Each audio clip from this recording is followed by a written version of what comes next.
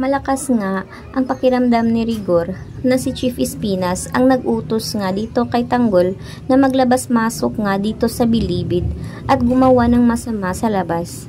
Dahil na rin, nang nakita nga niya itong si Bubbles na nakatalikod nga ito, ay nahalata na niya na itong si Bubbles ay kasama na rin kay Tanggol.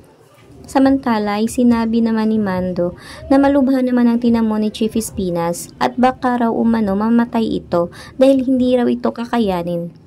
Samantalang sinabi naman ni Rigor na sana ay wag na lang siyang mamamatay dahil nais pa raw umanong alamin nga nito ni Rigor at dais pa niya ng pabayaran nito ni Chief Espinas ang ginawa niya doon sa bilibid.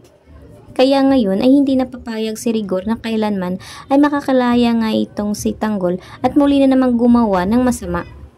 Samantala nag-alala naman itong si Mando dito sa kalagayan ni Tanggol dahil alam niyang babalikan rin ito nito ni Rigor. Ngayon ay grabe naman ang hinanakit nito ni Tanggol dahil bakit umano hindi man lang siya pinaglalaban ng kanyang ama.